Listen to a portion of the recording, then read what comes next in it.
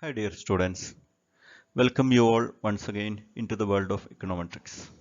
I hope that all you had covered my earlier discussions on autocorrelation. This is the third part of our discussion on autocorrelation. In the first and second part, we had familiarized the concept of autocorrelation, its definition, reasons for autocorrelation, and the estimation in the presence of autocorrelation. Today, the subject matter of our discussion is on various methods for the detection of autocorrelation. First, we will discuss about the graphical method. Then, we will move on some important tests for detecting autocorrelation. Run's test, Durbin-Watson d-test, and the Bruce-Godfrey test are some of the tests that we are going to discuss today. There are different methods to detect autocorrelation. These methods may vary from graphical methods to various tests for detecting autocorrelation. We briefly discuss each method here. Graphical method is a visual examination of the residuals. It gives us some clues about some ideas about the likely presence of autocorrelation in the disturbance terms.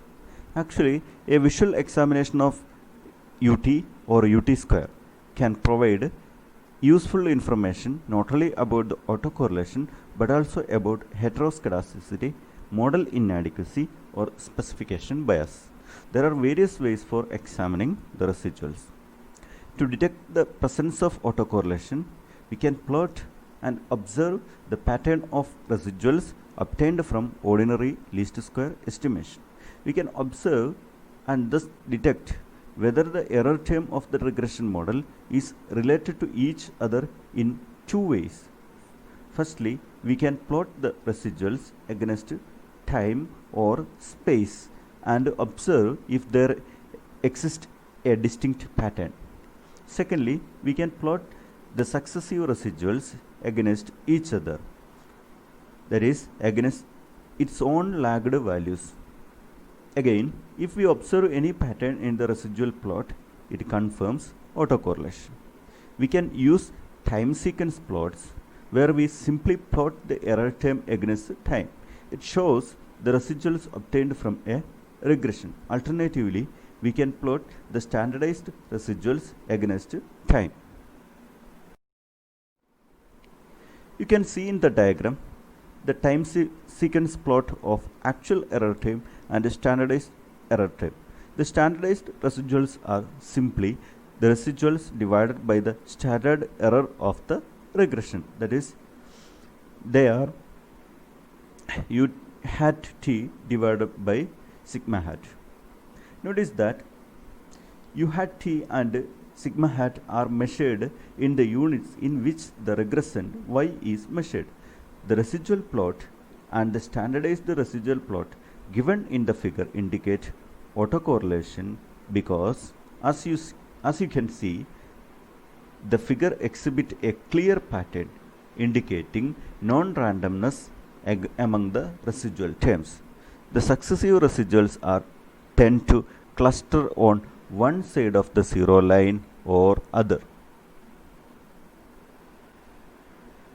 The values of the standardized residual will be a pure number and can be compared with the standardized residuals of other regressions. Moreover, the standardized residuals like U hat t have zero mean and approximately unit variance. That is, standardized residuals have zero mean and approximately unit variance. In large samples, U hat t divided by standard error is approximately normally distributed with zero mean and unit variance. We can also plot the residuals against its own lagged values.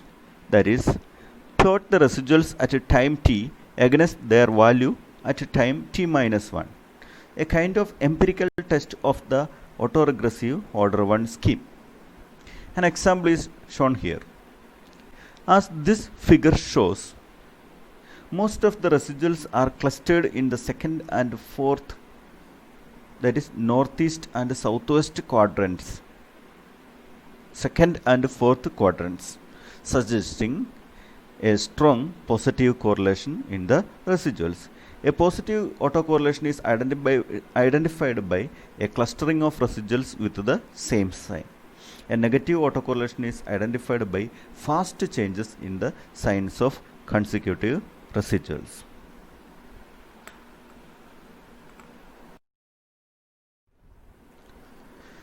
Graphical method that we have just discussed, although powerful and suggestive, suffer from a serious drawback that it is subjective or qualitative in nature. There are also a large number of quantitative tests that can also be used to supplement the purely qualitative approach. We now consider some of these tests. Run's test of randomness, also known as Geary test or Wald-Wolfowitz-Run's test, was developed by mathematicians Abraham Wald. He is a Hungarian mathematician, and Polish-born American mathematician Jacob Wolfowitz. The Run's test is similar to Geary's C test of autocorrelation, developed by Robert Charles Geary, an Irish statistician. Run's test is a non-parametric test which examines the pattern of residuals by observing the residuals that may be positive or negative. It examines the pattern of the residuals, not the size of the residuals. A run is defined as a series of increasing values or a series of decreasing values. To explain the Run's test, let's simply note down the signs. That is positive or negative signs of the residuals obtained from our data. Take a hypothetical example here. Suppose we have 40 observations, of which we get 9 successive negative residuals, followed by 21 positive residuals, and then followed by 10 negative residuals. Together it forms total 40 observation. You look at the pattern given here. Now, what is a run? More precisely, we can define a run as an uninterrupted sequence of one symbol or attribute, such as plus or minus. The length of a run is the number of elements in it. In our example, we have 3 runs: a run of 9 minuses, a run of 21 pluses, and a run of 10 minuses. By examining how runs behave in a strictly random sequence of observations, one can derive a test of randomness of runs. We ask this question: are the 3 runs observed in our illustrative example consisting of 40 observations too many or too few, compared with the number of runs expected in a strictly random sequence of 40 observations? If there are too many runs, it would mean that in our example the residuals change sign frequently, thus indicating negative serial correlation. Similarly, if there are too few runs, residuals are this indicates residuals are clustered in one particular sign, then clustered in another sign. That is, the residuals do not change their signs frequently.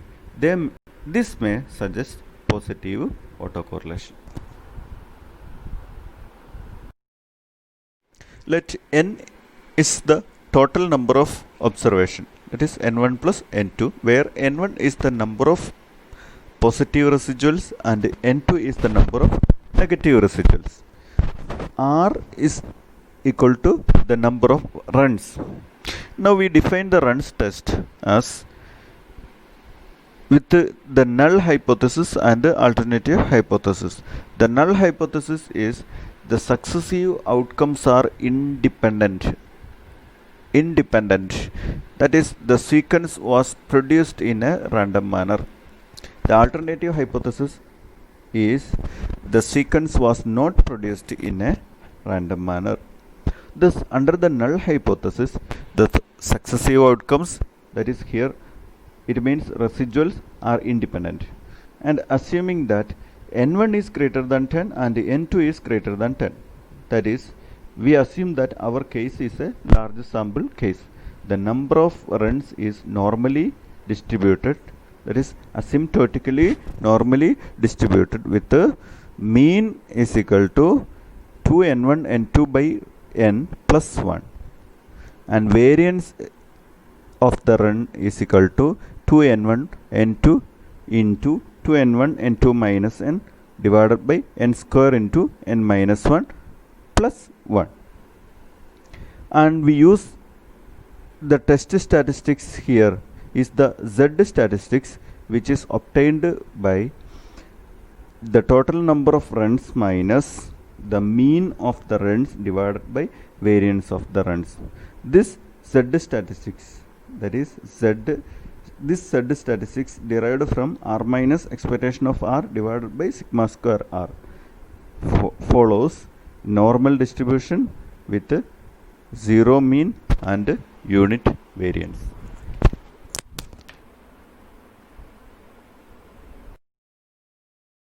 If the null hypothesis of randomness is sustainable, following the properties of the normal distribution, we should expect R, that is, the number of runs, should lie between the following confidence interval. That is, the probability of constructing a confidence interval which include the R is 95%, and these confidence intervals are constructed by expectation R plus or minus 1.96 into standard error of R. So then we do have a decision rule here. Do not reject the null hypothesis of randomness with a 95% of confidence if R, the number of runs, lies within the confidence interval. Reject the null hypothesis if the estimated R lies outside these limits. Now return to our examples. We know that n is the number of runs, which includes n1, the number of minuses, and n2, number of pluses. Here n1 is the number of minuses, that is 19, and n2, that is the number of pluses, is 21, and R is equal to 3.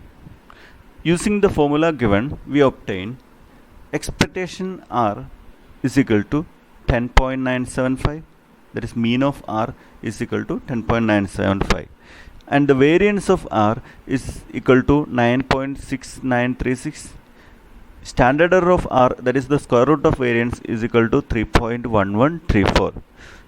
Thus, the 95% confidence interval for R in the example can be calculated as expectation R plus or minus 1.96 into standard error of R, that is 10.975 plus or minus 1.96 into 3.11. This gives us two confidence intervals. One is the lower confidence interval is 4.87, upper confidence interval is 17.07. Obviously, we know that this confidence interval does not include 3. Hence, we can reject the null hypothesis that the residuals are random with a 95% confidence. In other words, the residual exhibit autocorrelation. As a general rule, if there is positive autocorrelation, the number of runs will be few. Whereas, if there is negative autocorrelation, the number of runs will be many. So far, we discussed about the runs test, which is a non-parametric test. Now we need to discuss about some parametric tests too.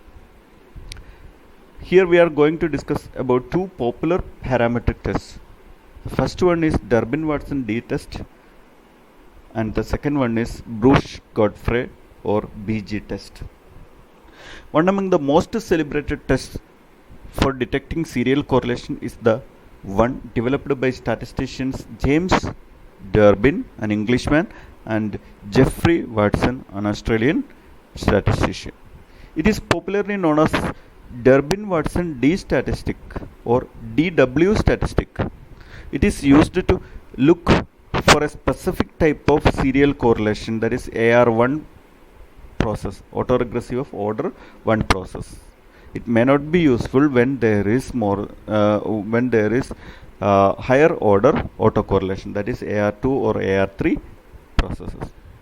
Here also we starts with the null and alternative hypothesis. Just like any other test of autocorrelation, the null hypothesis here is the successive outcomes are independent.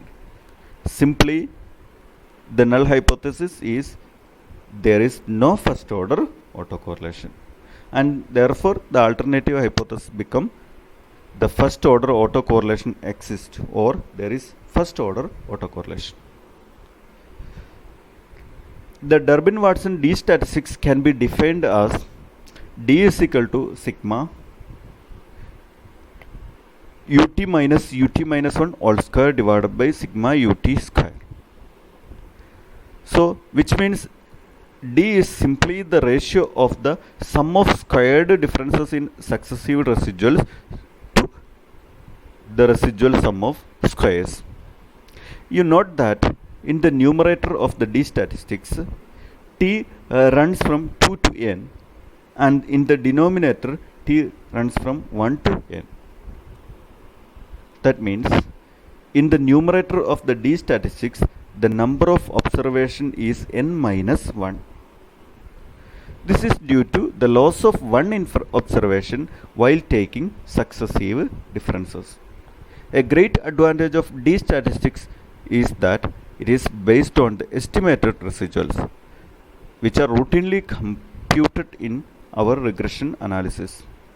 Because of this advantage, it is now a common practice to report Durbin-Watson D statistics by most of the software packages, along with other summary measures such as R square, adjusted R square, T, and F statistics.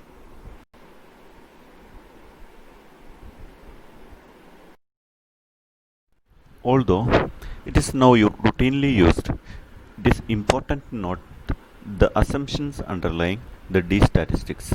We can list 5 important assumptions here. First one is that the regression model should include the intercept term. In other way, the DW test is not applicable when the intercept term is absent in the model. If it is not present, as in the case of regression through origin, it is essential to rerun the regression including the intercept term to obtain residual sum of squares.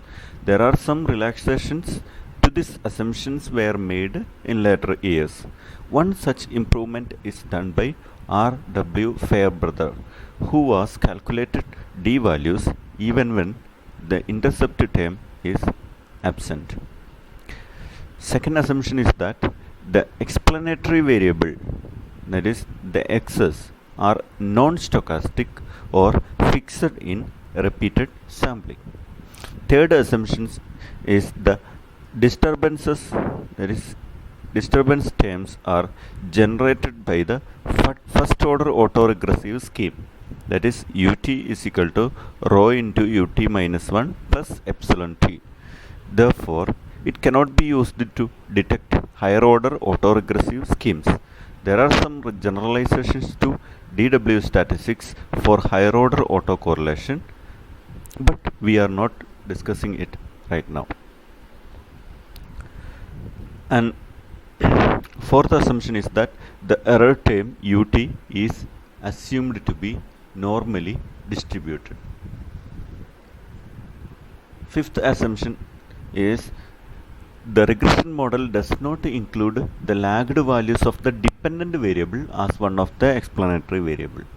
Thus, the test is inapplicable in models of the type yt is equal to beta 1 plus beta 2 x2t plus beta 3 x3t plus etc. plus beta k xkt plus gamma yt minus 1 plus ut, where yt minus 1 is the one period lagged value of y. So such models cannot be Durbin-Watson statistics cannot be used for such models. And the last assumption is that there are no missing observations in the data. The d-statistics make no allowance for missing observations. These are the assumptions for computing using DW statistics. The exact sampling distribution or probability distribution of the d-statistics is difficult to derive because, as Durbin and Watson have shown, it depends in a complicated way on the x values. This difficulty should be understandable because d is computed from the error term u hat t, which are of course dependent on the given explanatory variable x's. Therefore, the critical value of d at any significance level depends on the number of explanatory variables in the regression equation and the number of observations in the sample. Unfortunately, it also depends on the particular values taken by the explanatory variable.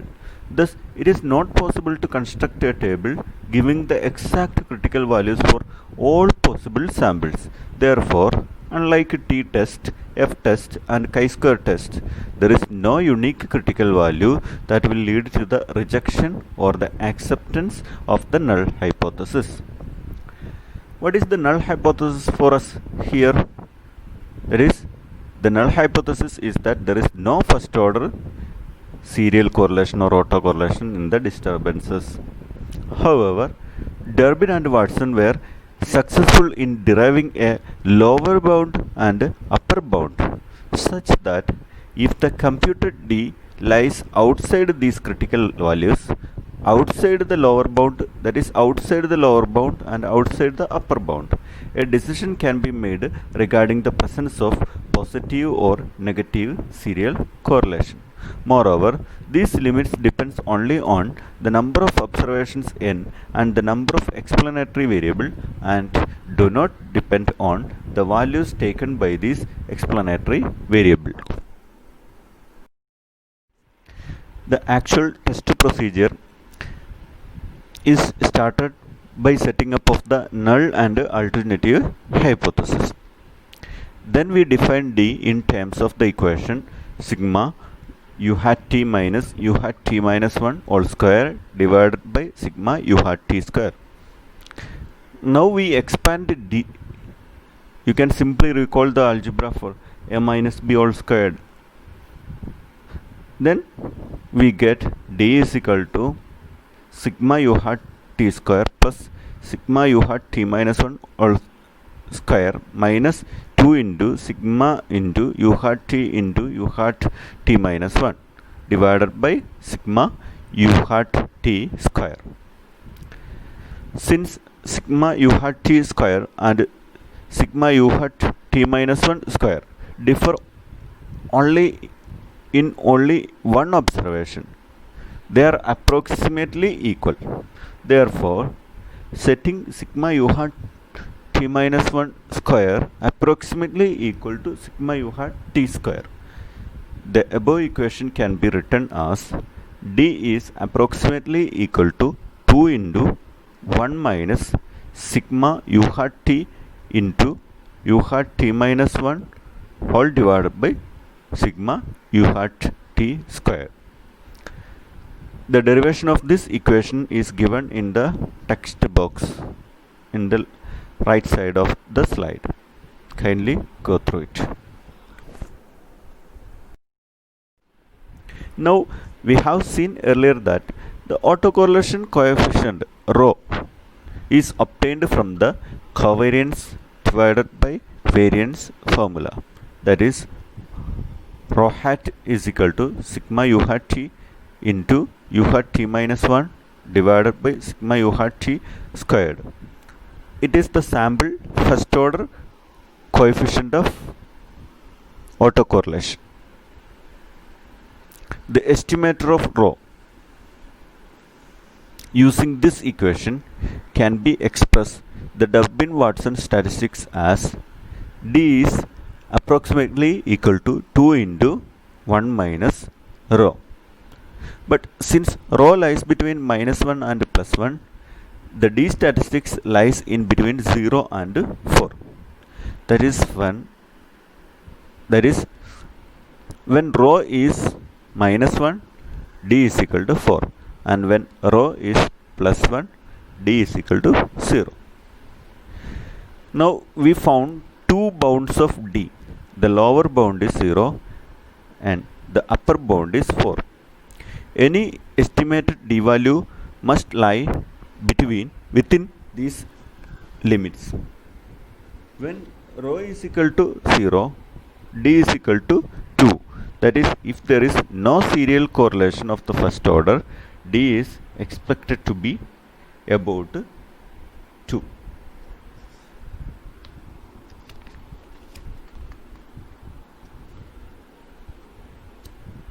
Therefore, we use a rule of thumb generally. The rule of thumb is that if D is found to be 2 in an application, one may assume that there is no first order autocorrelation. The closer D is to 0, the greater the evidence of positive serial correlation. And the closer D is to 4, the greater the evidence of negative serial correlation. Although extremely popular, the DW test has one great drawback, that we do not know the exact value of critical value of D. It only let you know that the critical D lies somewhere in between DL and DU.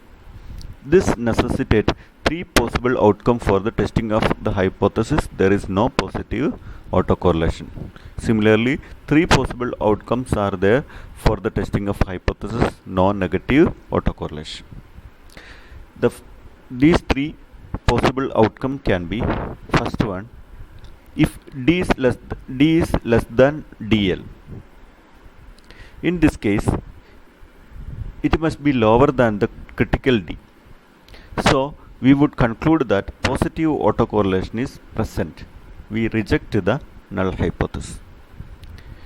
Second case, if D is greater than DU. In this case, D must be greater than critical D. So we do not reject the null hypothesis.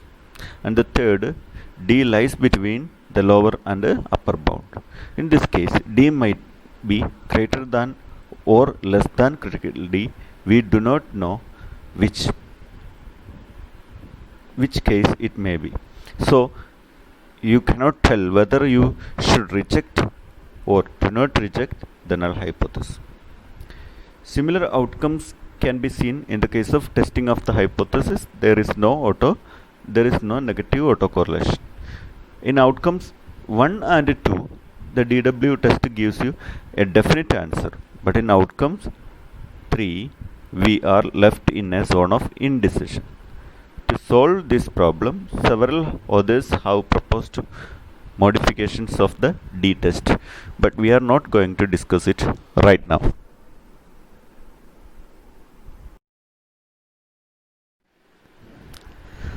Let me summarize the mechanics of Durbin-Watson test once again. Assuming that all the underlying assumptions of the test are fulfilled. Step 1, run the Euler's regression and obtain the residuals. Step 2, compute D using D is equal to sigma u hat t minus 1 all squared divided by sigma u hat t square. Step 3, for the given sample size and given number of explanatory variables, find out the critical DL and DU values. And step 4, follow the decision rules. We will get a more clarity on the hypothesis testing and the decision rules by looking at the diagram given here and the subsequent decision rules given in the table. When d is equal to 2, we are in the middle of the continuum. Towards the left side of this midpoint 2, that is from 0 to 2, is showing the influence of varying degrees of positive autocorrelation. To the right of the middle point of the continuum is a zone of varying degrees of negative autocorrelation. Let's have a look at the 5 possible scenarios here. First, if D lies in between 0 and DL, we should reject the null hypothesis that there is no positive autocorrelation. We reject this null hypothesis because there is a strong evidence of positive autocorrelation. If D lies in between DL and DU is the second case, we are in a helpless position. Our null hypothesis is that there is no positive autocorrelation. We have no conclusive evidence to reject or do not reject the null hypothesis. Therefore, this region is called a region of indecision. Third case, if D lies in between on either side of the two, that is in between du and 4 minus du, here our null hypothesis is that there is no autocorrelation. Positive or negative is found to be valid. There is no strong evidence to reject the null hypothesis. Therefore, we do not reject the null hypothesis. Therefore, this is a region indicating no autocorrelation. Fourth case, again a zone of indecision. If D lies in between 4 minus du and 4 minus TL, our null hypothesis to be tested is that there is no negative autocorrelation. We do not get a strong evidence to either reject or do not reject the null hypothesis. Therefore, this is again a zone of indecision. And the last case, where D lies in between 4 minus DL and 4, where our null hypothesis is that there is no negative autocorrelation. Our D statistics obtained thus indicate that there is a strong evidence of negative autocorrelation. Therefore, we reject the null hypothesis. The Durbin-Watson D test has become so popular and admired by many researchers. But there should be a caution on the assumptions underlying the test. In particular, the assumptions that the explanatory variable or regressors are non-stochastic. 2. The error term follows the normal distribution. And 3. That the regression models do not include lagged values of the regressors are very important for the application of D test. If a regression model contains lagged values of the regressors, the D value in such case is often around 2, which would suggest that there is no first order autocorrelation in such models. Thus, there is a built-in bias against discovering first order autocorrelation in such models.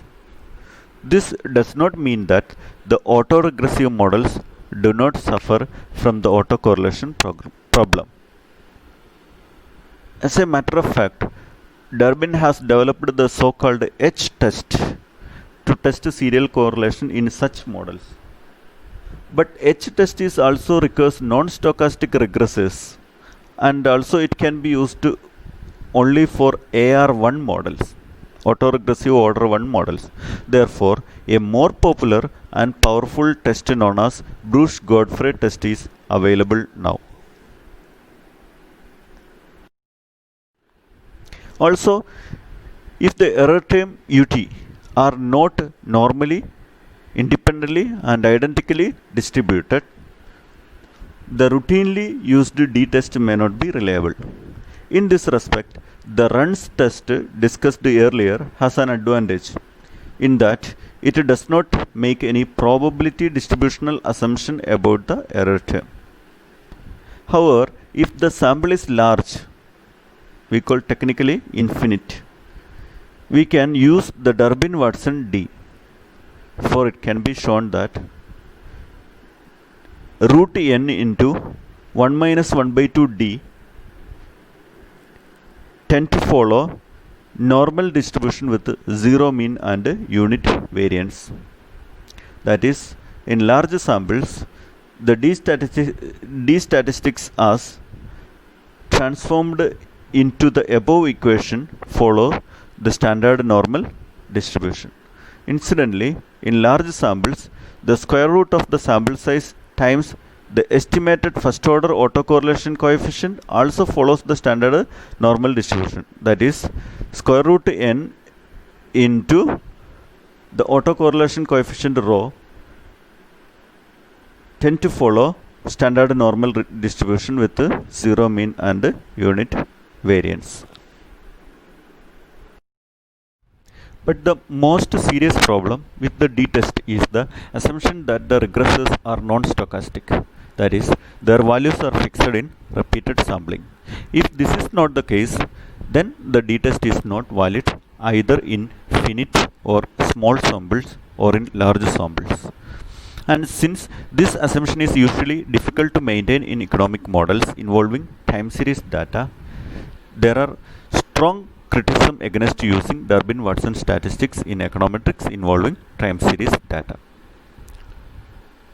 Therefore, more useful tests of autocorrelation are available, but they are all based on large samples. The Bruce-Godfrey test is an example of such test.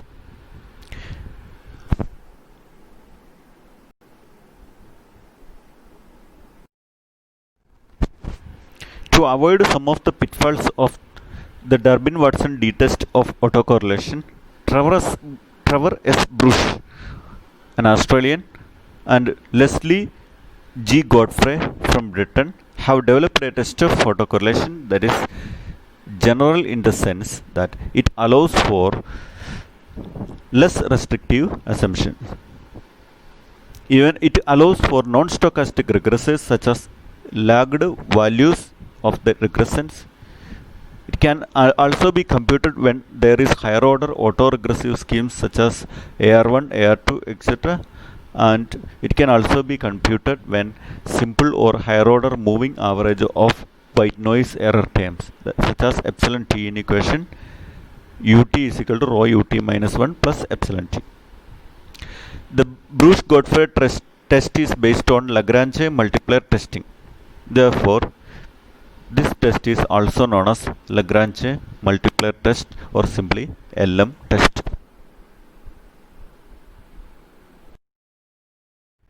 We use a two-variable regression model to illustrate the test, although many regressors can be added to the model. Also, lagged values of the regression can be added to the model. Let yt is equal to beta 1 plus beta 2 x2 xt plus ut. Assume that the error term ut follows the pth order autoregressive scheme, ARP scheme, as follows. Ut is equal to rho 1 ut minus 1 plus rho 2 ut minus 2 plus etc. plus rho p ut minus p plus epsilon t, where epsilon t is the white noise error term. You can recall that the equation described above is simply the extension of autoregressive scheme. The null hypothesis H0 to be tested is that H0 is equal to H0 is that rho 1 equal to rho 2 equal to etc. rho p all equal to 0. That means there is no or serial correlation, there is no autocorrelation of any order. The Bruce-Godfrey test involves the following procedures. During step 1, estimate yt is equal to beta 1 plus beta 2 xt plus ut by ordinary least square method and obtain the residuals u hat t. In the second step, run an auxiliary regression and obtain the R square values. That is, regress u hat t on the original explanatory variable xt. If there is more than one explanatory variable in the original model, include them also. So, regress u hat t on the original explanatory variable xt and also regress u hat t against its own lagged values, that is u hat t minus 1, u hat t minus 2, and etc. u hat t minus p, depends on the number of lags, where the latter are the lagged values of the estimator residuals in the step 1. If p is equal to 4, we will introduce 4 lagged values of the residual as additional regressor in the model, that is u hat t is equal to alpha 1 plus alpha 2 xt plus rho hat 1 u hat t minus 1 plus rho hat 2 u hat t minus 2 plus etc. plus rho hat p u hat t minus p plus epsilon t. One thing that should be kept in mind is that why do we keep original regressor or original explanatory variable into this auxiliary regression? The reason is to allow for the fact that x may not be strictly non-stochastic. But if it is strictly non-stochastic, it can be omitted from the model. If the sample size is large, technically infinite, Bruce and Godfrey have shown that asymptotically n minus p times the r-square value obtained from the auxiliary regression follows the chi-square distribution with p degrees of freedom. That is, n minus p r-square follows chi-square distribution with p degrees of freedom. If in an application n minus p r-square exceeds the critical chi-square value at the chosen level of significance, we reject the null hypothesis, in which case at least one row in the above equation is statistically significantly different from 0. If we use only one lagged value in the above equation, then the BG test is equivalent to Durbin's M test. A drawback of Bruce-Godfrey test is that the value of p, that is the length of lag, cannot be specified a priori. Some experimentation with the p value of p is inevitable. Sometimes we can use the so-called Akaike information criteria or Schwarz information criteria to decide on the lag length.